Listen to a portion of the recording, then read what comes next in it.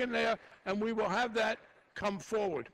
Now, I do want to talk a little bit about subprime lending and the partial history we get.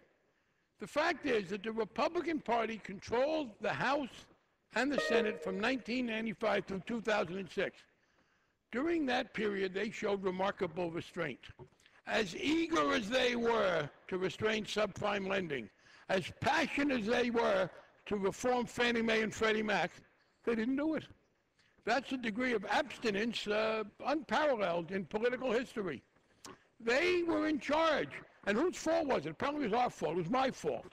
And as I've said before, people who have accused me of being the secret manipulator of Tom DeLay, well, if that were the case, you wouldn't have cut taxes for very rich people. You wouldn't have gone to war in Iraq. And as I said, if he was listening to me, he wouldn't have gone on the dance show. So I don't take responsibility for Mr. DeLay. The Republican Party didn't do it. Now, the gentleman from California, Mr. Royce, said, well, he tried in 2005. He had an amendment to the bill of Mr. Oxley. Mr. Oxley, the Republican chairman of the committee, brought out a bill. Mr. Royce didn't like it. He brought up his amendments.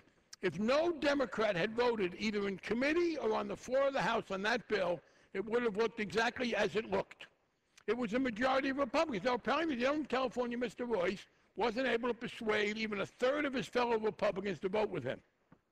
I'm sorry he wasn't able to do better. I'm not an expert in how to get Republicans to vote with you, so I can't offer him any help. Maybe you can find somebody who can teach him how to get better votes among Republicans. But it's not our fault that the Republican Party didn't do it. By the way, I did in 2003 say I didn't see a problem with Fannie Mae and Freddie Mac. And then in 2004, President Bush said to Fannie Mae and Freddie Mac, I order you. He had the power, and he used it. He used it to order them to increase their subprime lending purchases. And by the way, he wasn't alone in that. A June 22nd article from the Wall Street Journal quotes a member of Congress in 2005 at a hearing saying, with the advent of subprime lending, countless families have now had their first opportunity to buy a home or perhaps be given a second chance. Fail once, get it again. The American dream should never be limited to the well-off or those consumers fortunate enough to have access to prime rate loans. That's a gentleman from Texas, Mr. Henseling. So George Bush wasn't alone in that.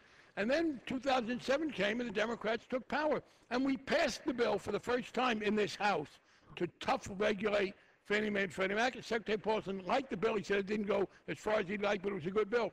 And in 2008, it finally passed. And Fannie Mae and Freddie Mac were put in a conservatorship. They were the first major institutions to be reformed. And by the way, in 2007, we also in this House passed a bill to control subprime lending. Now, the gentleman from Alabama had been the chairman of the subcommittee with jurisdiction over subprime lending during some of those Republican years and never produced a bill. He said it was our fault because he wrote us a letter, myself, Mr. Watt of North Carolina, Mr. Miller of North Carolina, and we didn't tell him we'd vote for it. I wish I could have it back. I wish I knew I was secretly in charge of the Republican agenda. I wish I knew they wouldn't do anything unless I said they could, and they would do something if I said they should. But no one told me. Where were they when I needed them to be more powerful? But he didn't bring it forward. It wasn't my fault. The Republicans never checked with me as to what they were supposed to do. And in 2007, we did pass such a bill to restrict subprime lending, and the Wall Street Journal attacked us. It said it was a Sarbanes-Oxley for housing. Sarbanes-Oxley, no, I won't yell. Sarbanes-Oxley is about as nasty as you can get in the Wall Street Journal, and here's what they said about subprime lending in 2007. So maybe that's why George Bush expanded subprime lending. The Wall Street Journal said in 2007, complaining about our bill, for all the demonizing, about 80% of even subprime loans are being repaid on time, and another 10% are only 30 days behind. Most of these new homeowners are low-income families, often minorities, who would otherwise not have qualified for a mortgage. In the name of consumer protection, Mr. Frank's legislation will ensure that far fewer of these loans are issued in the future.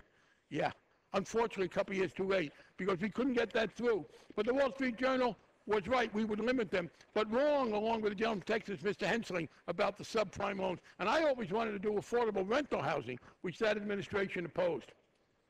This bill has the biggest package of increased consumer protections in the history of America. And it doesn't ban products or ration products. It says there's going to have to be fair dealing. This bill says there's a fiduciary responsibility on people selling products to individual investors for the first time. It gives the